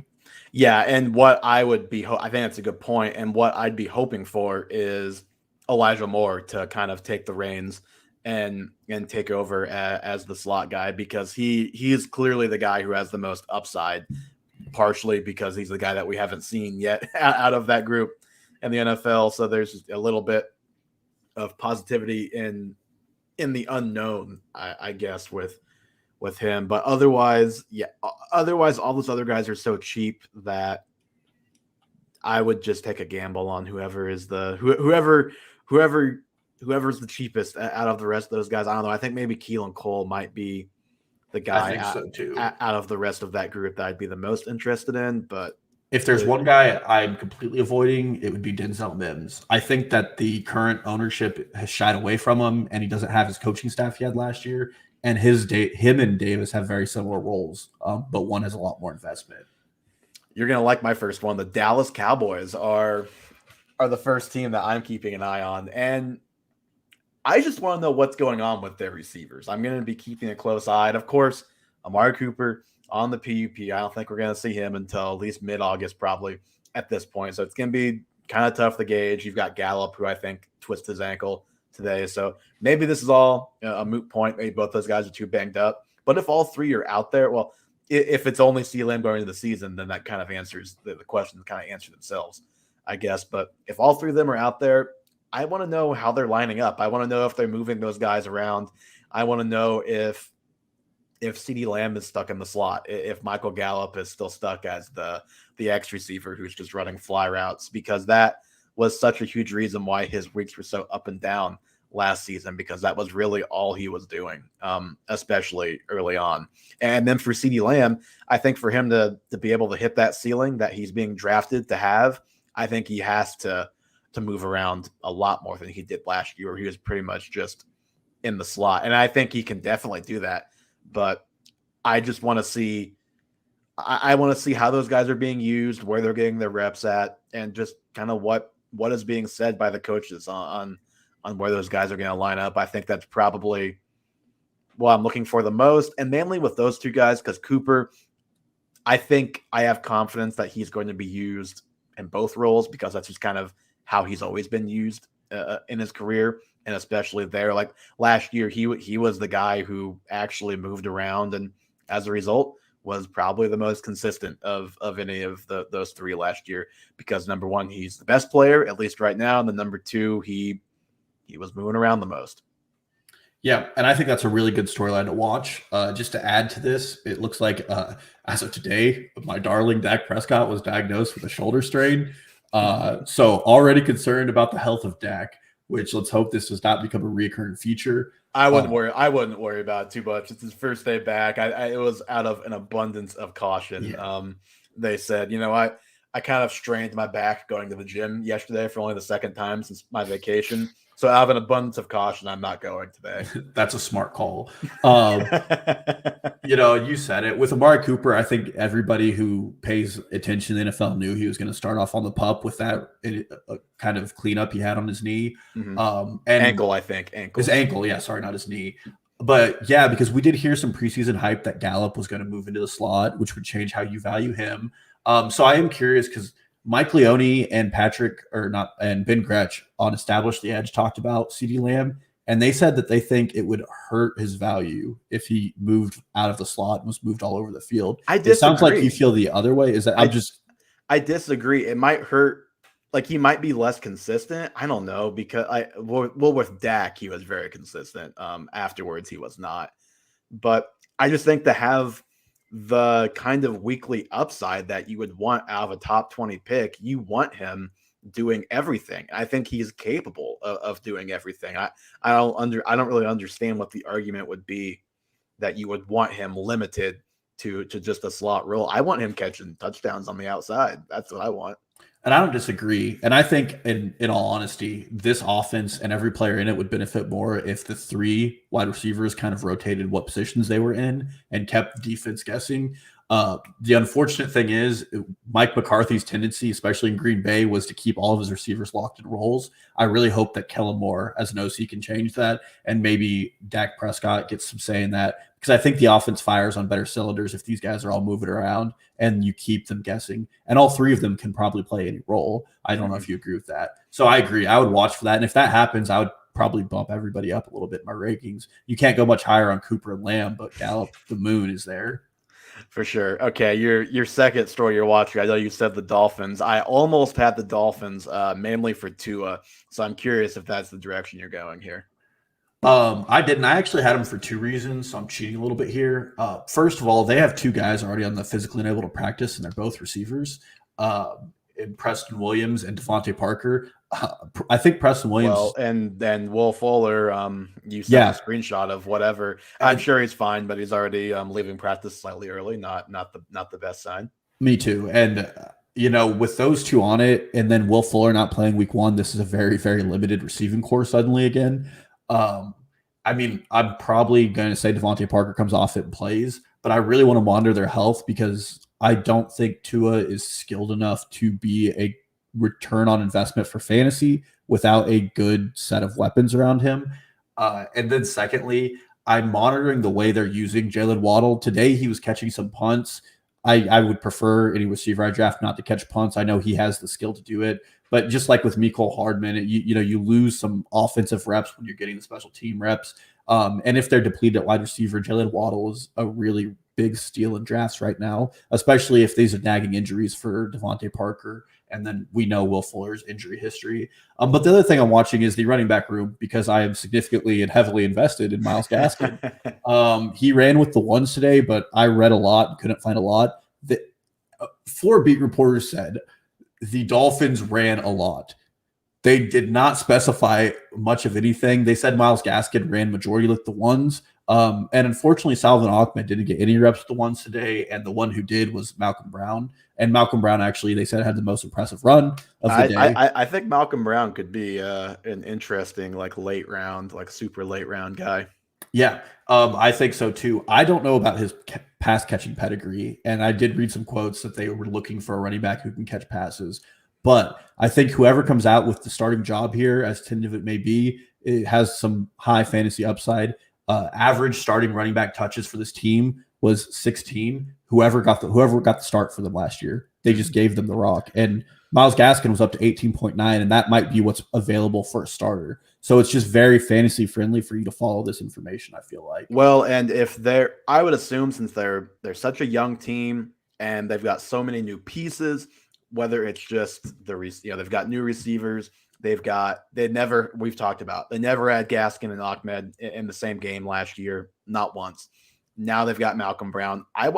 They're a team when they're on in the preseason. I am definitely going to be watching that first quarter.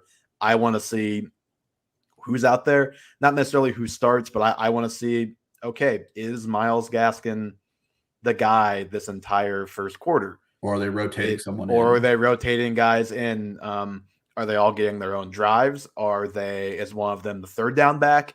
Is one of them the short yardage back, which I would expect probably Malcolm Brown to fill that role. So I'm going to be very interested in their preseason games, particularly because with the Dolphins, it's notoriously tough to learn anything about them in the preseason and training camp, because I don't know what it is, but the fluff the beat reporter fluff is much stronger in Miami than a lot of places. I don't know why, but it's always been that way.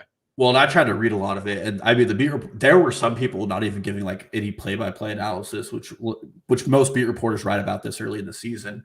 And the last thing, just like with the Jets, this is going to go into the season. I mean, we won't see the real offense technically until week 2 with Will Fuller.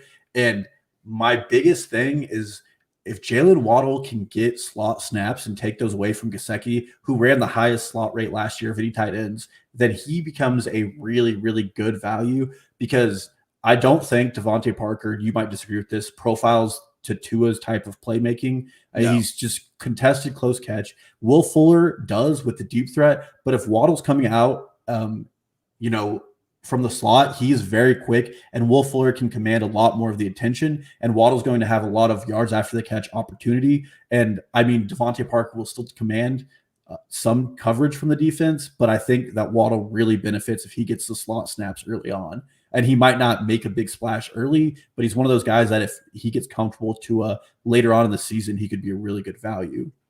I will say, you're talking about him being good value right now. All it's going to take is one big play in the preseason, and he's not going to be a good value anymore. So hopefully he doesn't do too much in the preseason, and we can still get him on the cheap, because I do worry about that. Could be the Amir Abdullah of 2021. We all remember that I think it was a kick return or the one cut run or whatever it was. Did not work out well.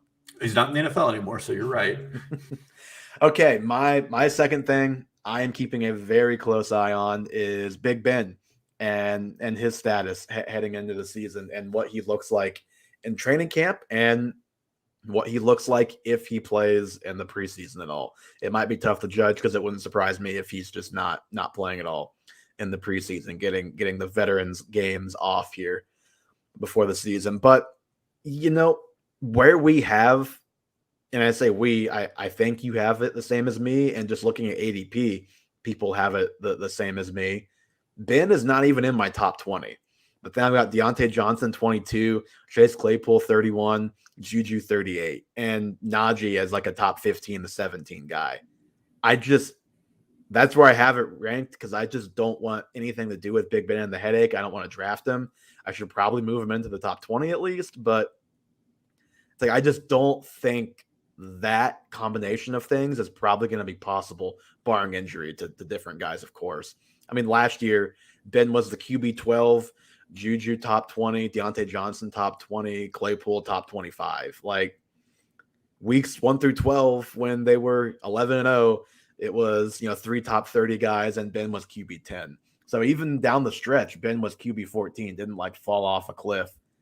Ben was QB 18, excuse me. So he did fall off a little bit, but it wasn't crazy.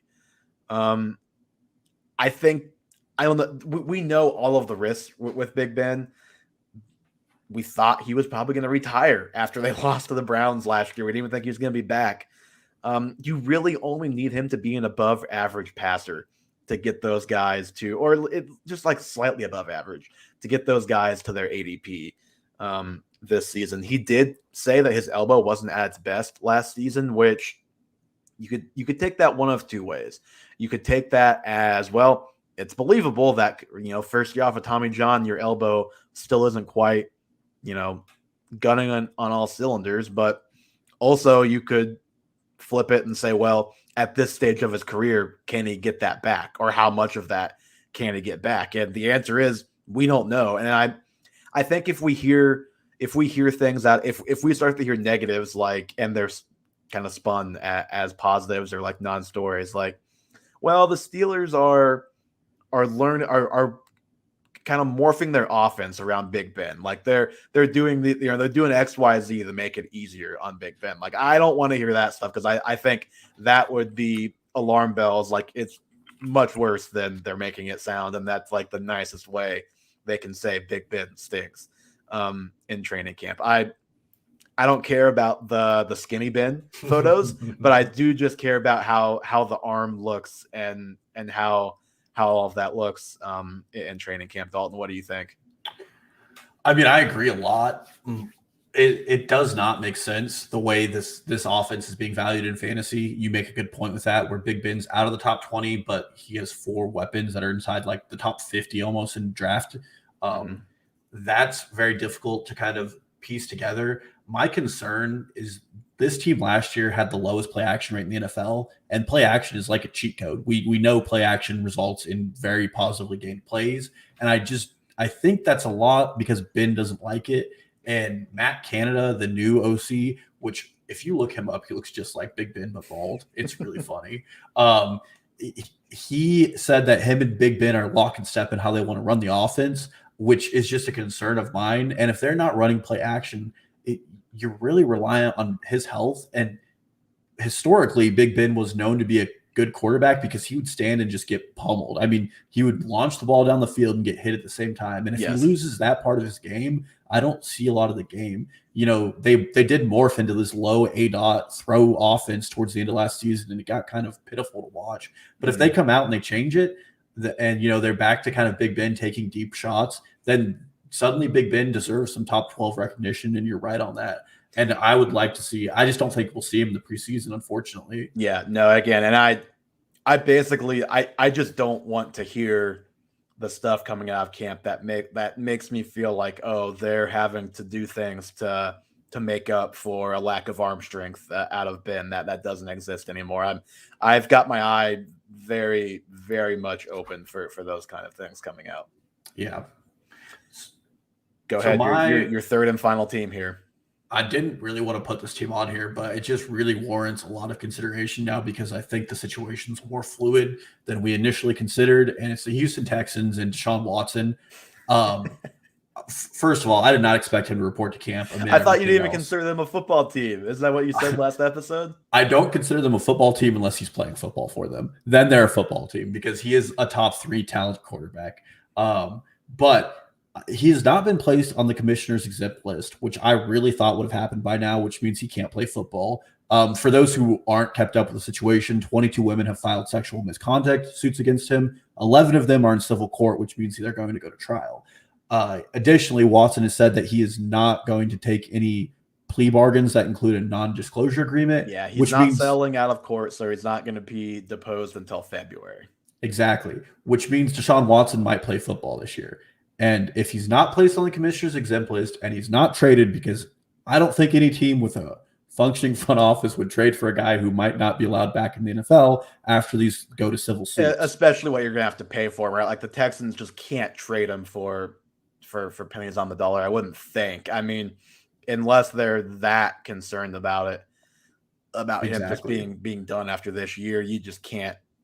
You've just got to risk it, I think.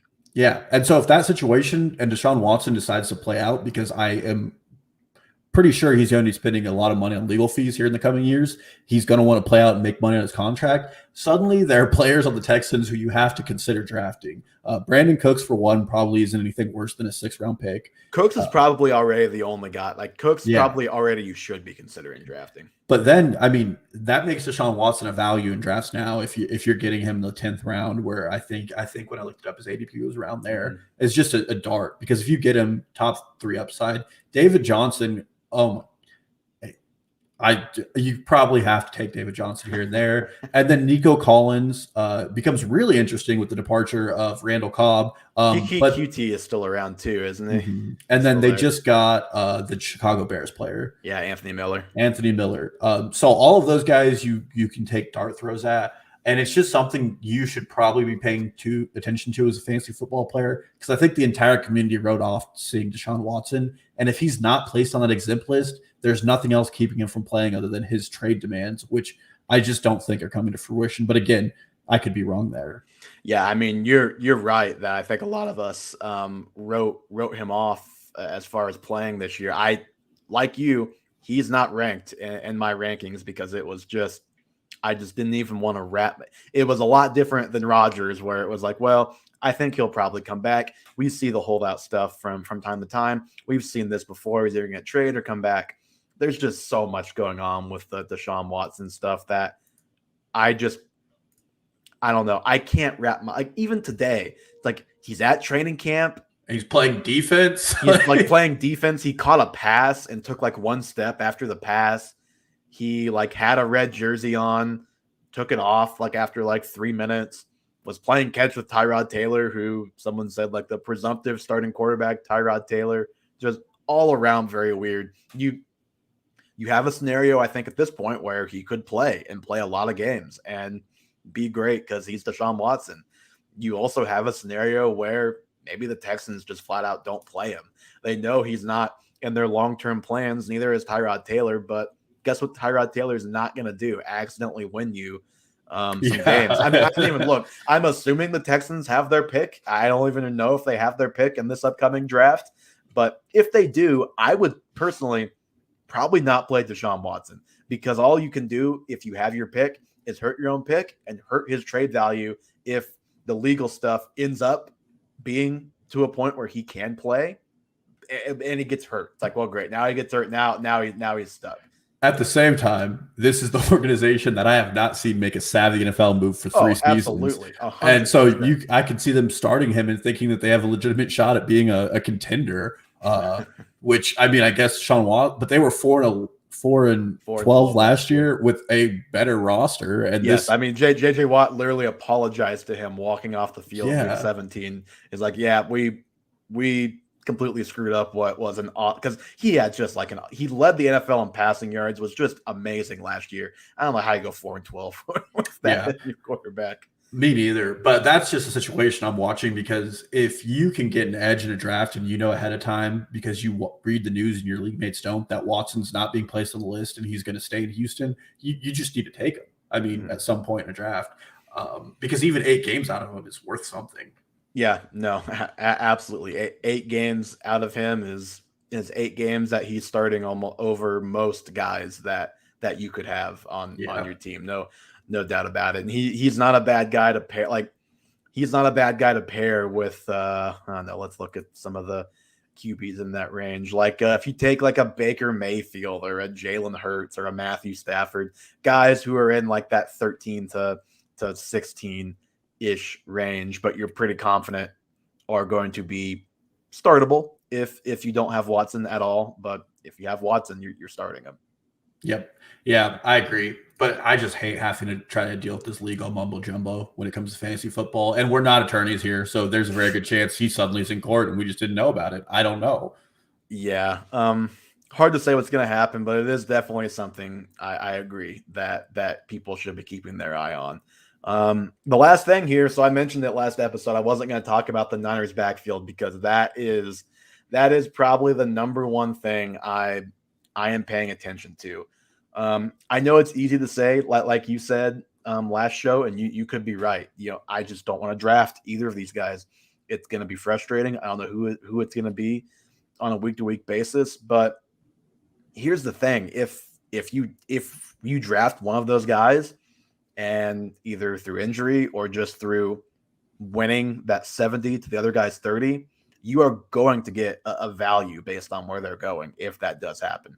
So I think it's at least worth keeping a very close eye on as we head into the season here. I have Sermon at RB25, Mostert at RB28.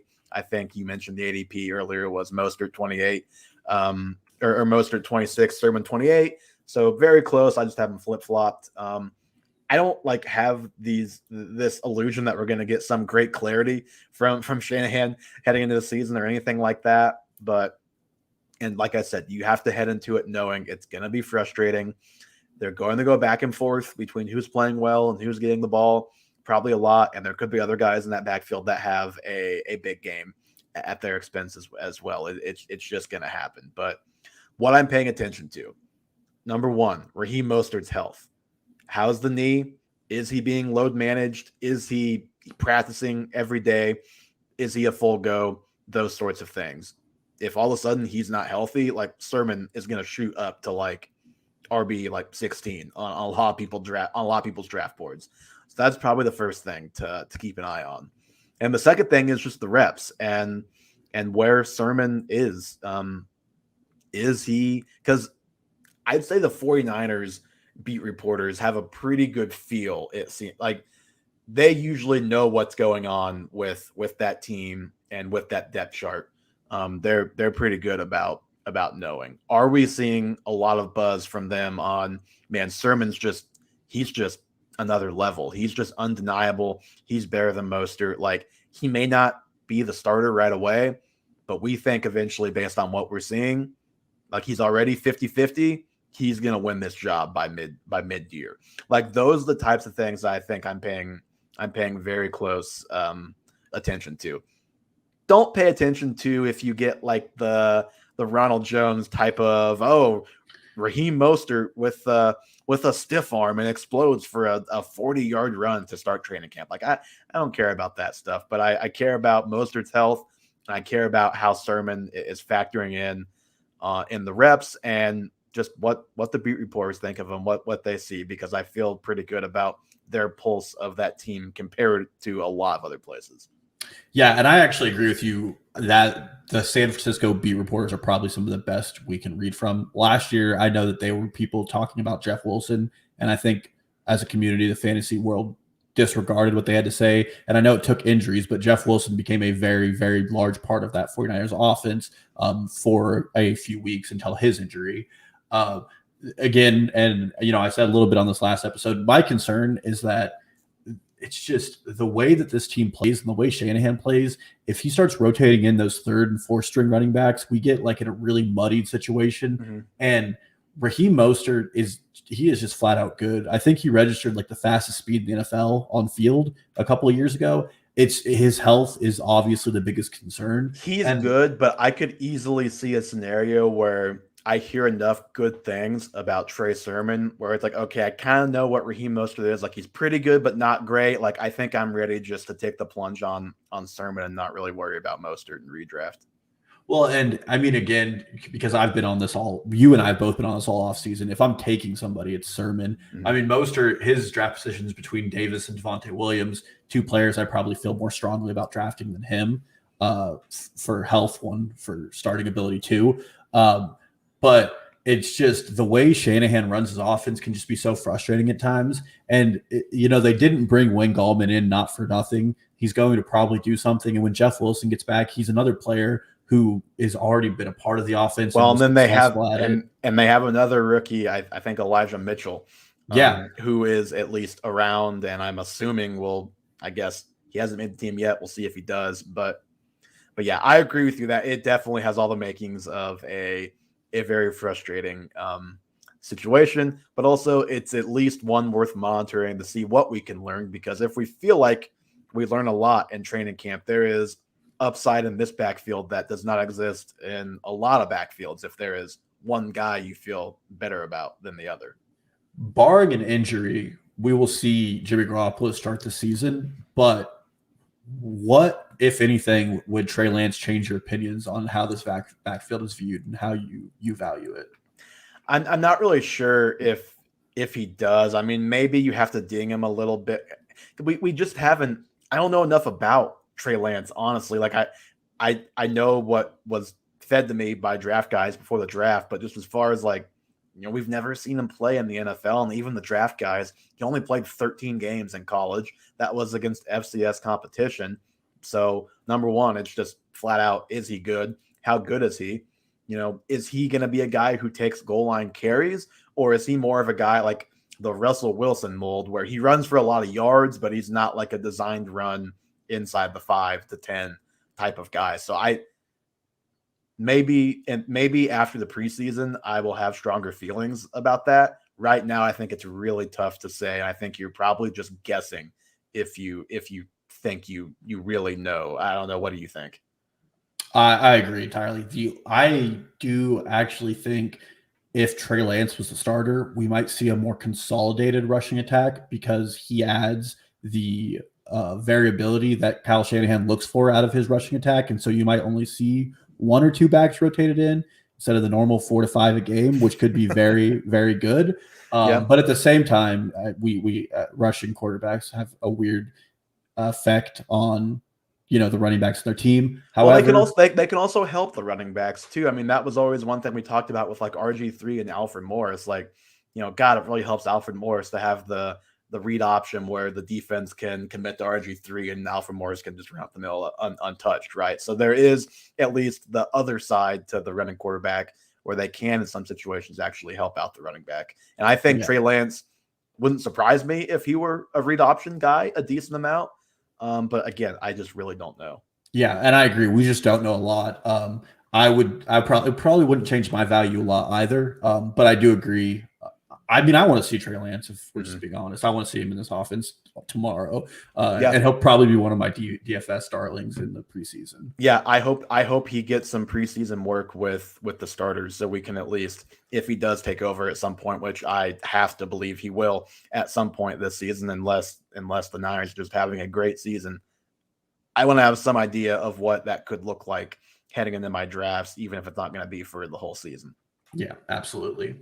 Well, that is going to do it for us on episode 39 of the Half Point Per podcast.